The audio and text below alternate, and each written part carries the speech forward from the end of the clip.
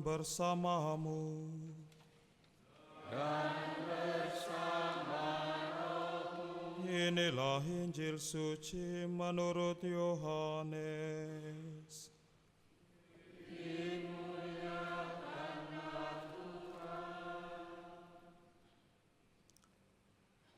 Pada perjamuan malam terakhir, Yesus berkata kepada murid-muridnya, "Jika kamu mengasihi Aku, kamu akan menuruti perintah-perintahku.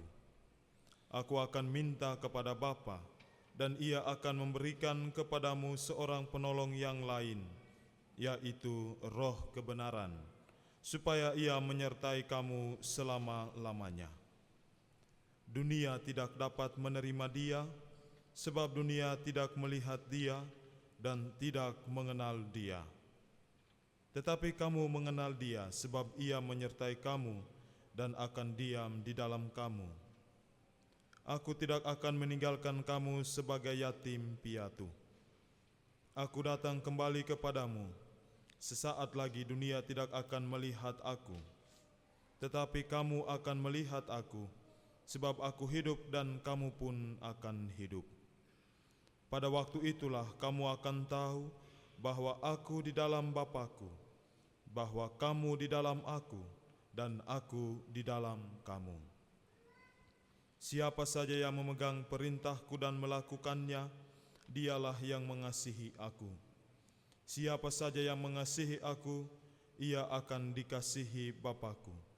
Aku pun akan mengasihi dia dan akan menyatakan diri-Ku kepadanya."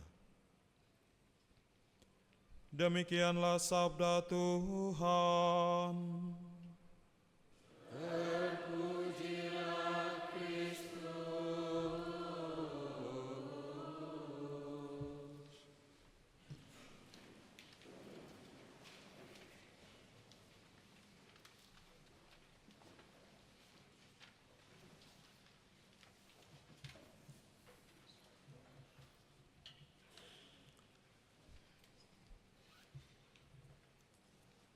Pada malam perjamuan terakhir Yesus bersama para murid, Ia mengetahui bahwa para murid sedang diliputi ketakutan akan kehilangan guru yang selama ini hidup bersama dengan mereka, berjalan dengan mereka, dan yang menjadi sumber kekuatan dan harapan mereka.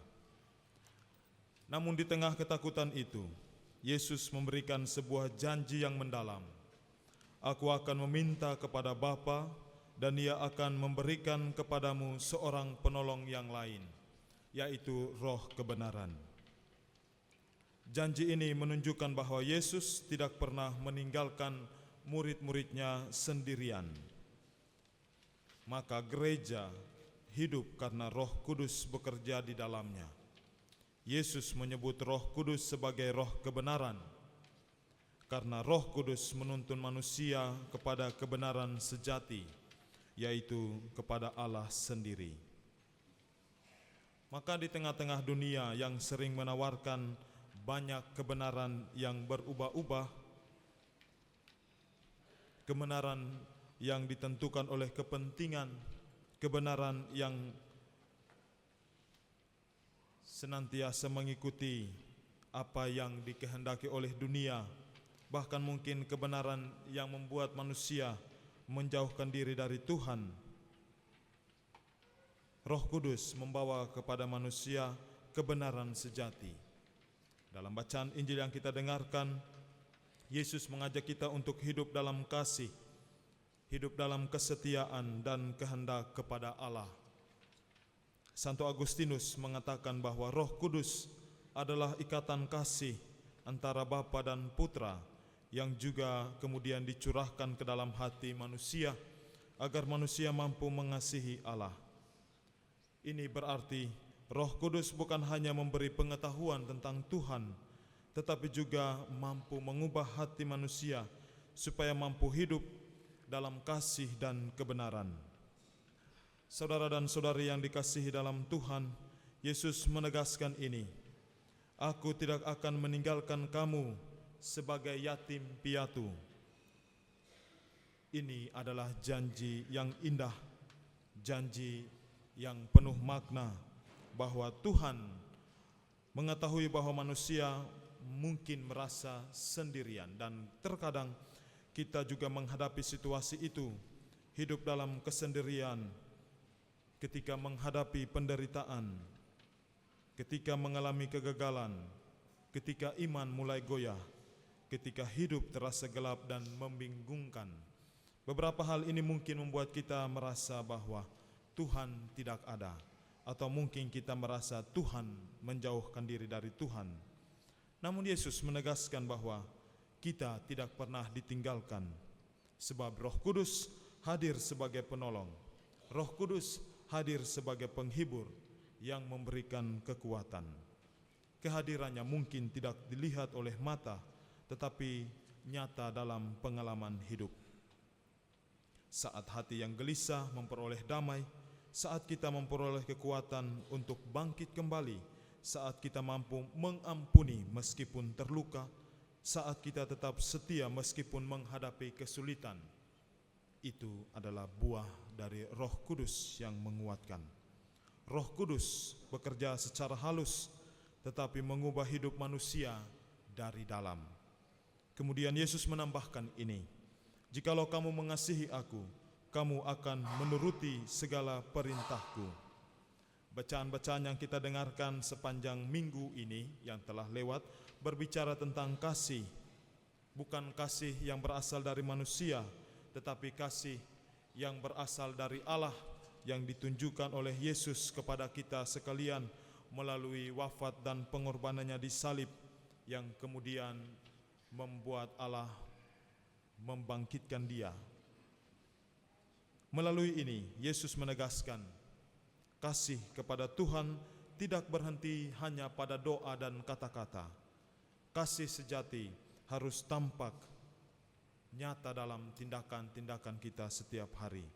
Maka kita diminta senantiasa untuk hidup jujur di tengah dunia yang mungkin menghadirkan banyak kepalsuan. Kita diminta untuk membawa damai di tengah pertengkaran. Kita diminta untuk mengampuni di tengah kebencian, tetapi setia juga dalam iman meskipun banyak tantangan. Saudara-saudari yang terkasih, pada kenyataan hidup banyak orang kehilangan arah hidup, mudah putus asa dan mungkin hidup tanpa dasar iman yang kuat.